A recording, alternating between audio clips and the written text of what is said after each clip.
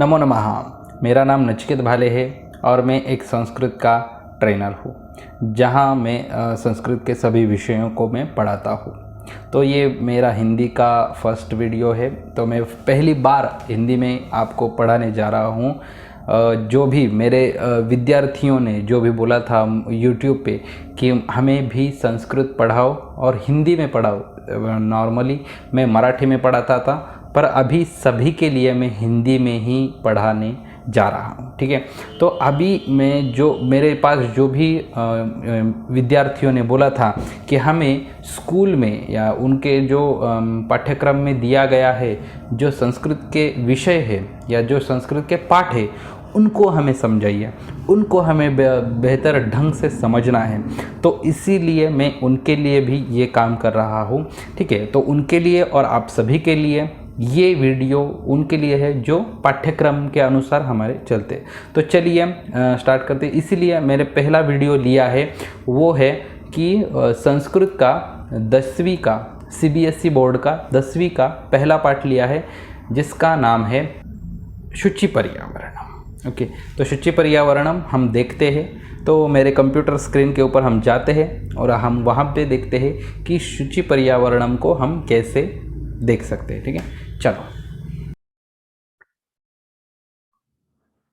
तो सबसे पहले मैं ये बताना चाहता हूँ इसमें कि मैं इसमें थोड़ा सा डिटेल में नहीं जाना चाहता, तो आपको इसकी जानकारी हो और ये पाठ अच्छी तरह से समझ में आए, इसीलिए मैं थोड़ा सा इसको अभी थोड़ा सा ज्यादा स्पीड में बताऊंगा। ठीक है। तो आपको जैसा ठीक लगे वैसा आप इसके नोट बनाइए और इसमें और भी सुधार करिए। तो क्या है ये देखते हैं कि आधुनिक संस्कृत कवि है हरिदत्त शर्मा, उनका पाठ है लसत लतिका, उनका रचना संग्रह है, उसमें से ये मैंने लिया है, उन्होंने लिया है। और यहाँ पे उन्होंने बताया है कि जो भी महानगरों में जो भी काम होता है या महानगरों में जो भी हमें दिखता है कि धुआं चल रहा है, पोल्यूशन है, प्रदूषण बहुत हो रहा है, इसीलिए हमें ये नहीं चाहिए, या इसके इसमें और कुछ इसका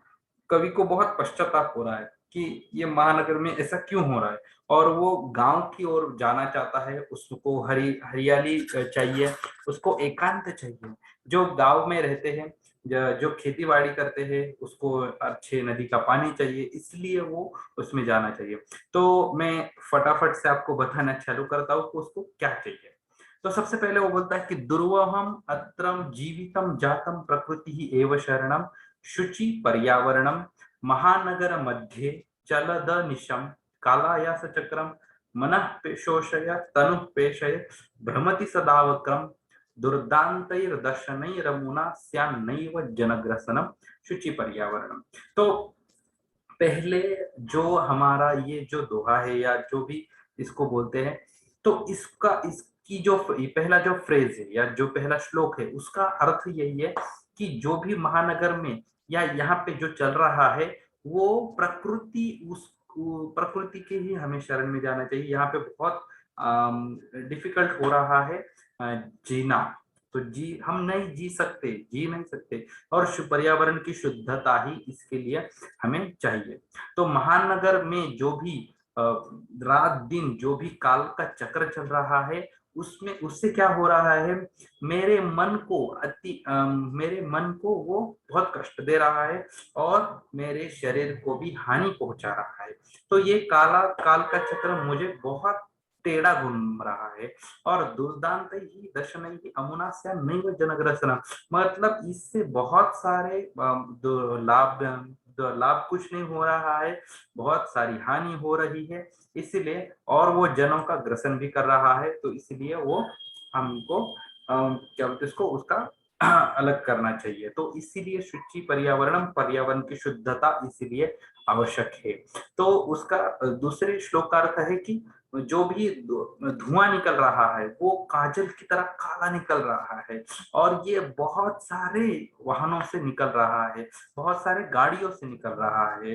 वो रेलगाड़ी हो गई, हमारे कार हो गई, उससे निकल रहा है, और बहुत सारे स्पीड से गाड़ी चल रही है।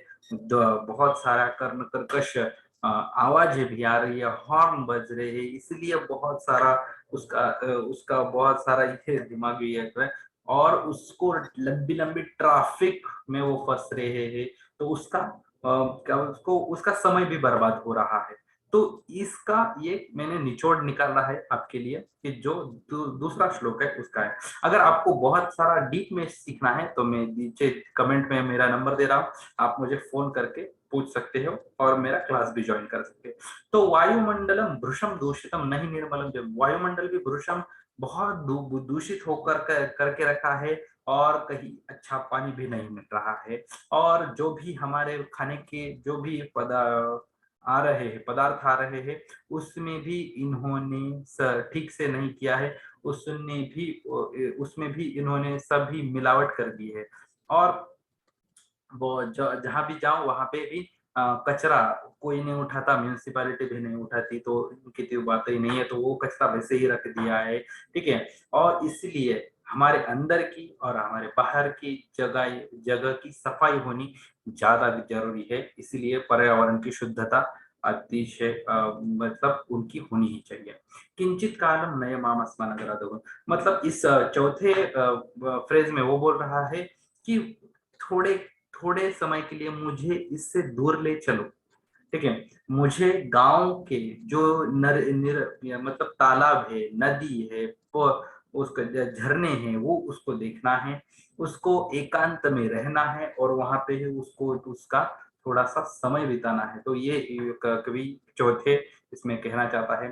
पांचवे में वो कहना चाहता है कि उसको हरी हरी झाड़ियां दिखनी है, हरे हरे लता वेल वेली, ये जो भी है उसको देखना है, उसमें वो बहुत उसको अच्छा लगता है, उसको अनेक प्रकार के फूल फल ये देखने हैं, उसको बहुत अच्छे लगते हैं, और उसको वहां पे रहना है, उसका वहां पे मन प्रसन्न होता है, किसी का भी मन प्रसन्न होता है ये देख करके। तो वो भी अपना ये बता रहे हैं हमारे कवि कि यहाँ पे भी मुझे वो करना है। उसके बाद वो बोलता है कि उसको सिक्स फ्रेज में वो बोल रहा है कि उसको कवि को देखना है, मुझे उसको सुनना है, कि क्या सुनना है,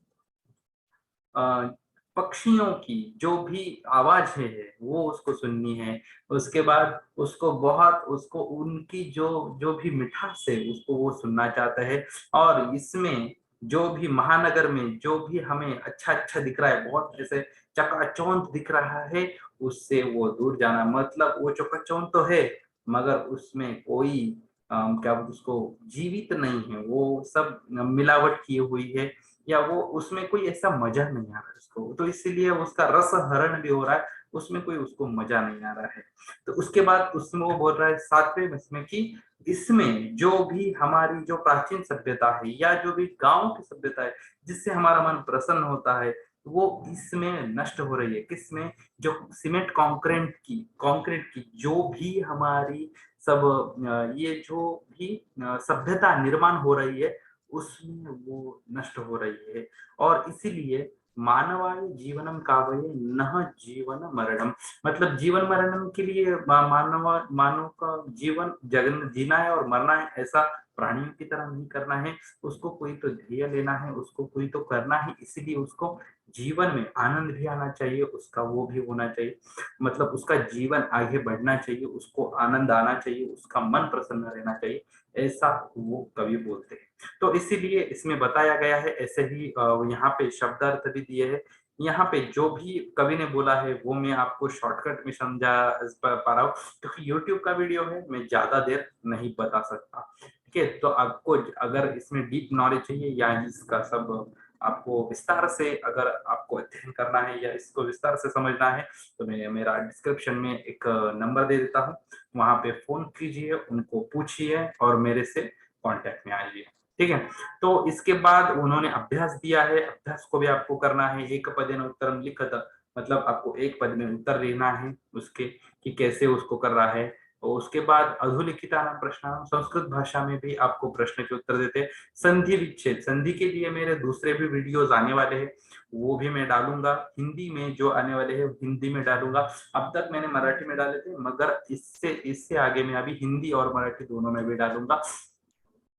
उसके बाद जो भी यहाँ पे भी जो भी बताया है वो सब मैं आगे वाले वीडियो में डालूंगा। उसके बाद कोई समाज के भी ऊपर मैं दोनों ही लैंग्वेज में वीडियो डालूंगा और उसमें आपको बताऊंगा कि इसमें और क्या क्या कराया जा सकता है। तो वीडियो कैसा लगा हमें जरूर बताइएगा। चैनल को अगर सब्सक्राइब नहीं किया है तो चैनल को जरूर सब्सक्राइब कर लीजिए, बेल आइकन को हिट कर दीजिएगा, क्योंकि इसके बाद आने वाले सब वीडियोस आपके ही भलाई के लिए होंगे। तो मिलते हैं अगले वीडियो में। तो उससे पहले नमो नमः।